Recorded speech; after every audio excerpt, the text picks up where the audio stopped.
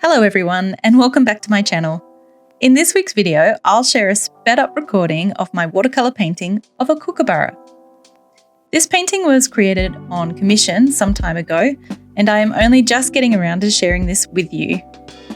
I'll also share some facts and figures about this famous Australian bird, so relax, grab a cuppa, and let's go.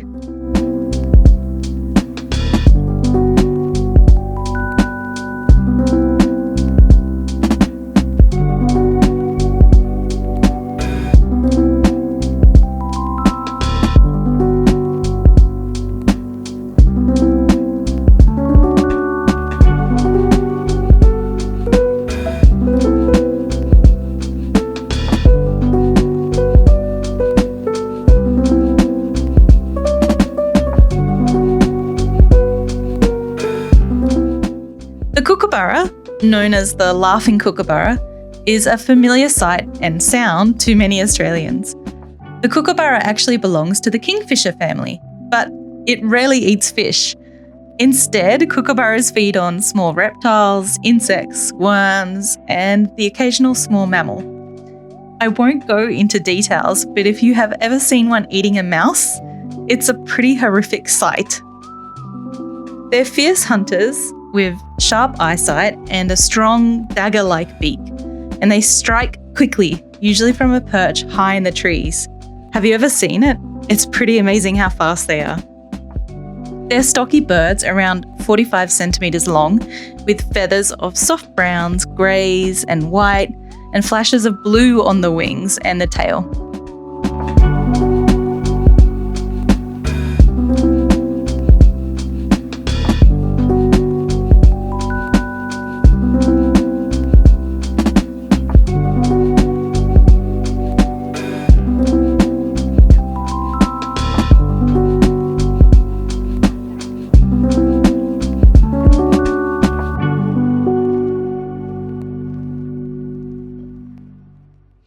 The Laughing Kookaburra is native to Eastern Australia, but it has been introduced to parts of Western Australia and Tasmania. It's a highly adaptable bird found in woodlands, forests, parklands, and even, of course, backyards. They're social, territorial birds that live in family groups. Often, older siblings from previous years will help raise the newest chicks, which is a rare behaviour in birds and one that gives a kookaburra a sense of strong family bonds.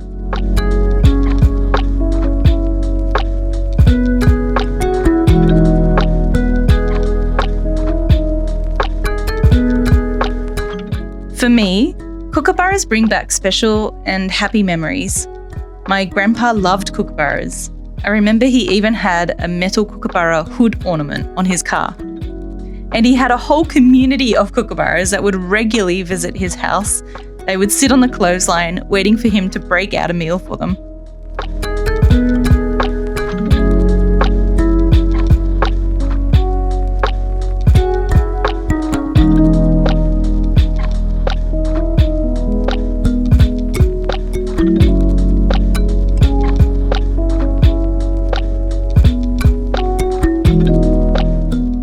After he passed away, my brother felt that he must have come back, reincarnated as a kookaburra. We would sometimes find ourselves being followed by a curious kookaburra, and he felt sure it must be Grandpa keeping an eye on us.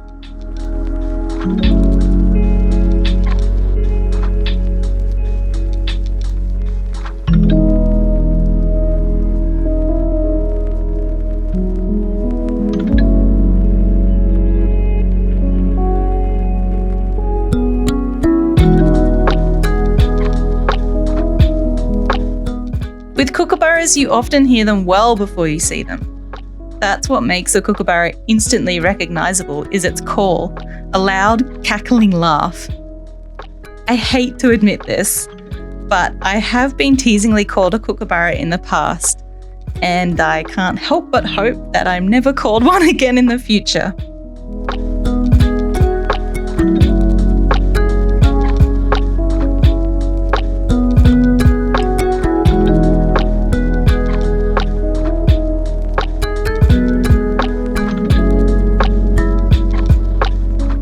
Kookaburras actually laugh to communicate territory. It's a way of telling other birds, this patch is taken. You'll often hear them at dawn and dusk, which is why they're apparently sometimes called the bushman's clock. It's like they wake up and laugh to say, hey everyone, we're still here, and yeah, this patch, it's still ours.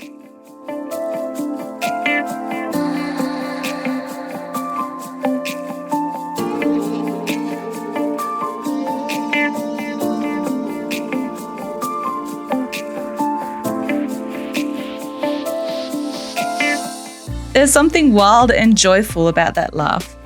It's actually kind of impossible not to smile when you hear it, whether you're deep in the bush or even right in the middle of the suburbs.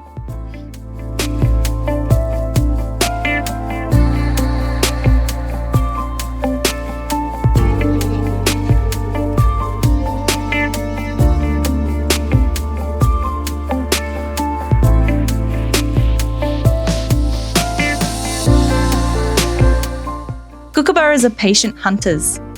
They'll perch silently, scanning the ground, and then swoop down in one swift motion. Once they catch their prey, they'll usually take it back up to the branch to, and I'm sorry for the realism here, beat it against the wood before swallowing it whole. They're known to eat snakes, and sometimes larger than you'd expect. In fact, they have been known to bite off more than they can chew. I actually have a photo of one eating a giant Goliath stick insect in my parents' backyard, and that was a pretty cool thing to see. Despite their sometimes gruesome eating habits, there's something that's deeply charming about their expressions, those steady eyes, that slight upward curve of the beak, as if they're always on the verge of a smirk.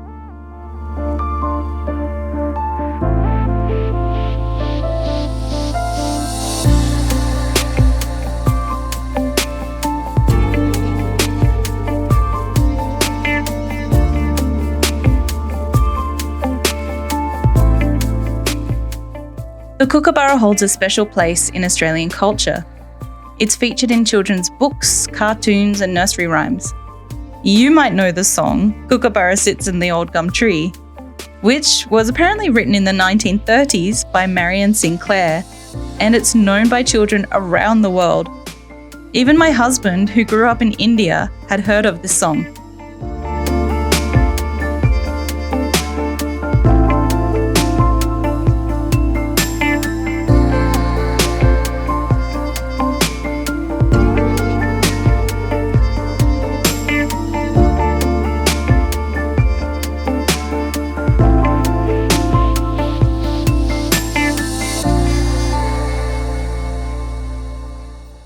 In Aboriginal culture, the kookaburra is considered a significant bird in many dreaming stories.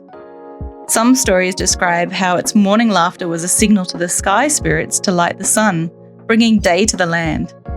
I love that imagery. It's a bird wrapped in meaning, memory, and identity.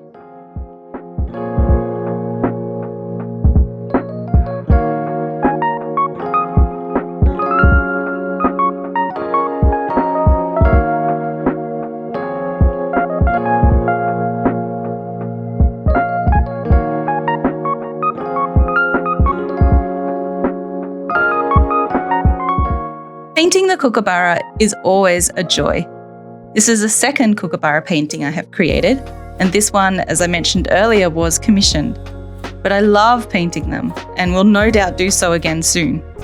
There's so much texture in its feathers, and the softness of its belly, the texture of the beak, the patterned wing feathers and tail, and the subtle blues. I love it.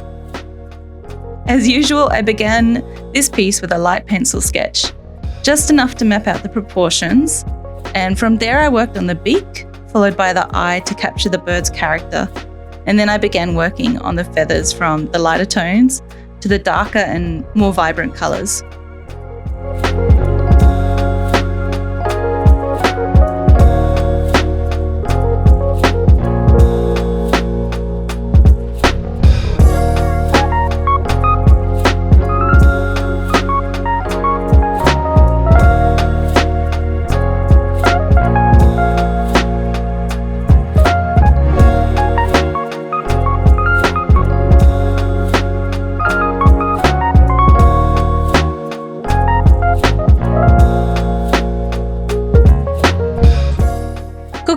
are not endangered, thankfully.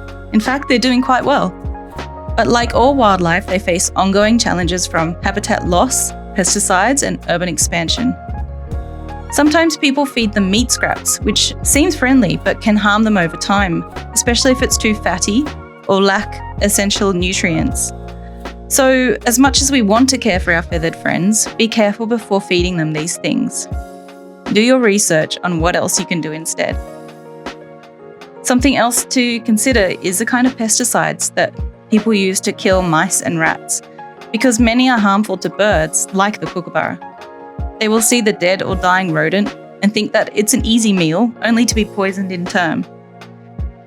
And the same goes for things like snail bait. Since snails are eaten by lizards and lizards are eaten by kookaburras, we really need to think twice before using these poisons and pesticides. The best thing we can do is protect their habitat, plant native trees, and enjoy kookaburras and our other native birds from a respectful distance. There's something beautiful about learning to live alongside creatures like the kookaburra, allowing their wildness to remain intact.